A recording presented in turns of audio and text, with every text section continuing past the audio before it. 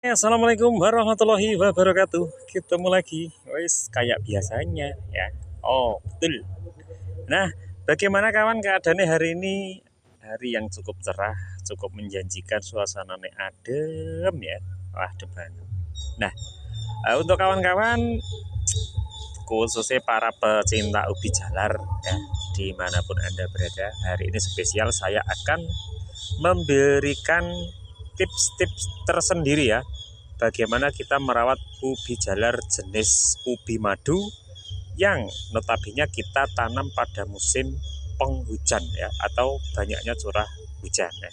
Seperti apa metode yang kita terapkan agar tetap panen secara maksimal ya. Bagaimana kawan?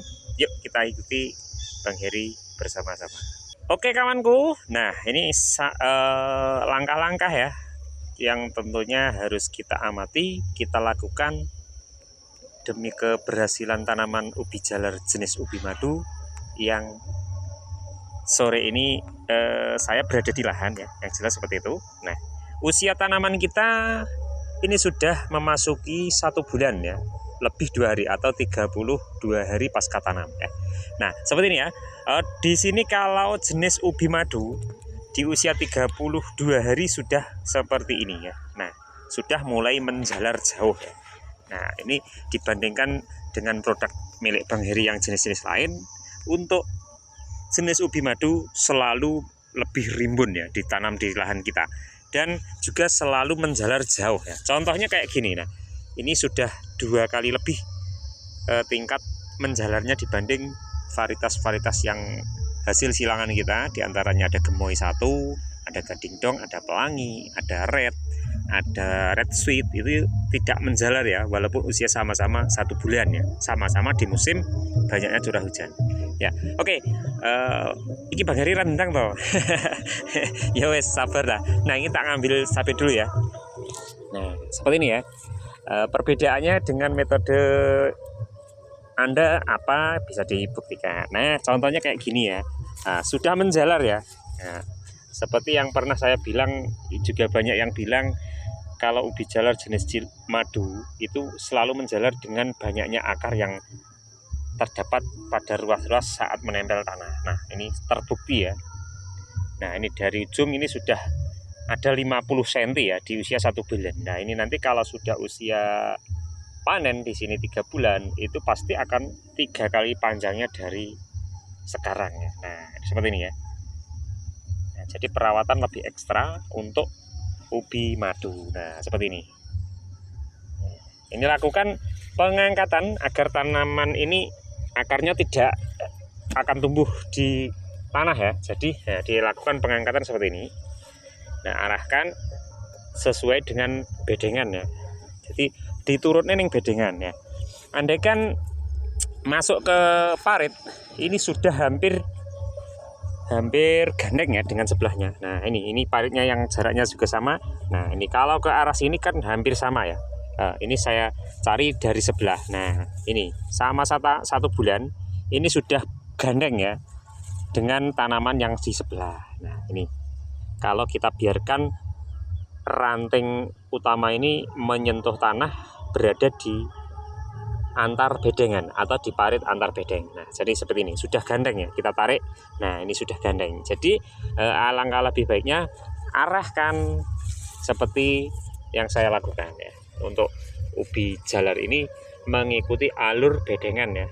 Nah, tujuannya yang jelas itu tadi, untuk mempermudah perawatan kita dan juga untuk antisipasi kalau terjadi banyaknya akar yang muncul seperti ini, itu bisa kita kontrol dengan bagus seperti ini. Nah, inilah yang menyebabkan petani ubi jalar, khususnya petani pemula yang menanam jenis ubi madu seperti ini di saat musim banyaknya curah hujan. Jadi kuncinya di sini ya. Kita harus mengendalikan yang namanya akar liar pada tanaman kita ya. Bagaimana kita mengatasinya? Yang penting akar ini tidak bisa menempel tanah dan fokus pada bagian yang tertancap atau batang induk.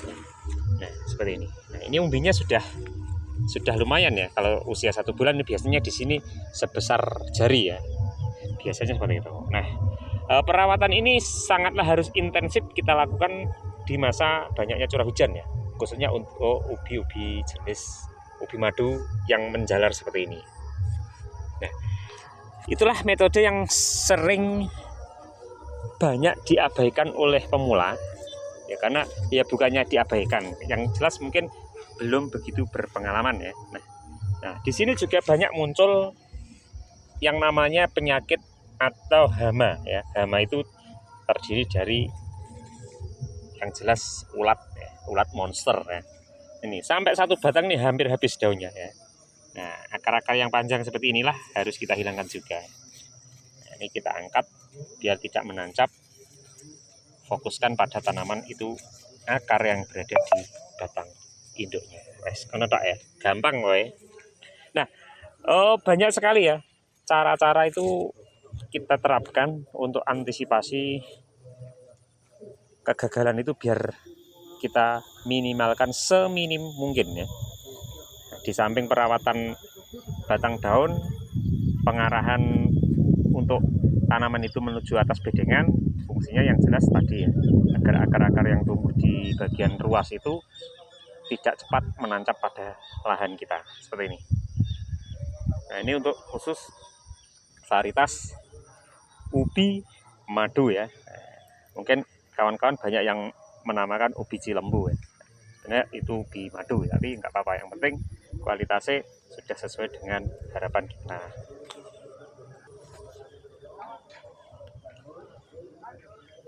Mantap ya. Nah, seperti ini.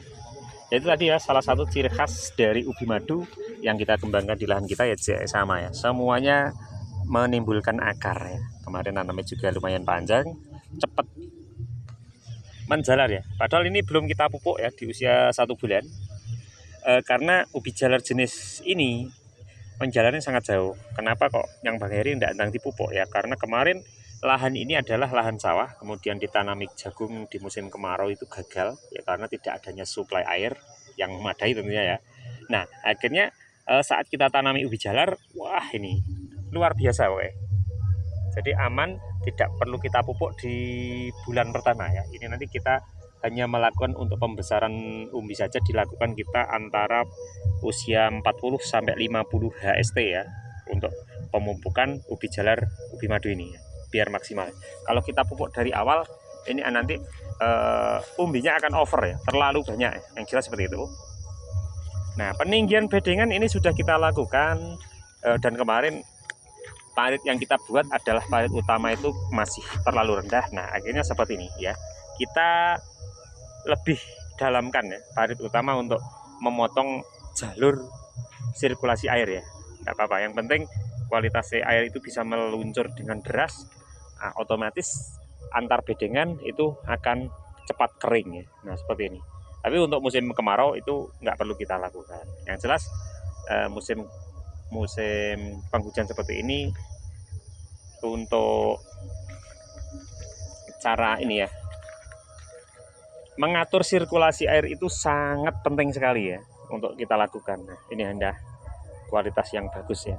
Nah, ini tadi perawatan ekstra khusus harus kita lakukan dengan seksama untuk jenis varietas ubi madu, karena memang jenis ubi itu adalah ubi yang menjalar ya. Walaupun produksinya luar biasa, tapi kalau menjalar di musim penghujan itu harus kita lakukan perawatan secara maksimal. Oke. Untuk menuju jenis yang sama ya, jenis ubi Raja Madu yang kita punya. Nah, Raja Madu di sini tidak menjalar ya, sama-sama usia 1 bulan, tapi pertumbuhannya masih kayak gini. Nah, aman ya, tidak menjalar seperti ubi madu ya. Nah, tapi sama-sama jenenge mengandung madu ya. Jadi ya wis ada kemiripan daun, tapi perbedaannya ini tidak menjalar, aman, lebih mudah perawatan dibanding ubi madu ya, seperti itu. Oke. Nah, untuk perawatan yang lain itu sebenarnya sama saja ya. Yang membedakan cuman perlakuan kita di saat usia 0 atau masa tanam sampai di usia 1,5 bulan. Itu adalah kunci penunjang keberhasilan kawan-kawan bila mana menanam ubi jalar di musim penghujan ya. Nah, seperti ini. Semua ini bagus. Jadi jangan khawatir ya menanam ubi jalar yang menjalar sampai beberapa meter pun kalau di musim penghujan itu sebenarnya nggak masalah ya. Tetap bagus-bagus saja asalkan kita sudah mengetahui metode atau teknik penanaman ubi jalar itu sendiri. Nah, tapi untuk varietas ini Gading Dong ya aman ya. Sama-sama usia 1 bulan. Penampakannya memang beda jauh ya tingkat kerimbunan dengan ubi madu tadi. Nah, ini spesial kita yaitu ubi Gading Dong yang faktor perawatan itu lebih mudah ya dibanding ubi madu ya. Nah, ini untuk gemoy 1 ya sama. Gemoy 1 identik dengan batangnya yang jarang ya. Bukannya tidak banyaknya ranting, tapi memang ciri khasnya dari gemoy 01 itu jarang muncul yang namanya tunas-tunas ya. Dia sampai 1 bulan mungkin 1 atau 2 saja tunas tumbuh baru ya seperti ini. Nah, ini padahal usianya sudah 1 bulan ya seperti ini. Nah, ini baru menginjak usia 2 bulan, ini nanti akan menjadi agak rimbun ya. Tapi untuk tingkat kerimbunan gemoy 1 ini tidak terlalu rimbun ya, batangnya cuma sedikit, simple. Biasanya sampai usia 3 bulan masa panen kita itu cabang yang panjang cuma ada 4 atau 5, sepanjang sekitar 50 sampai 70 cm di musim kemarau.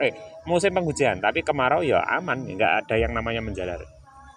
Nah, ini baru mulai muncul tunas ya. Tapi kalau jenis madu tadi memang wah, rimbunnya pol ya pokoknya ya. Nah, ini juga kita punya si madu merah ada. Itu si madu merah adalah silangan kita terbaru juga yang sudah banyak menghasilkan produksi ya. Umbinya yang ini identik ada agak bulat tapi juga lumayan besar-besar.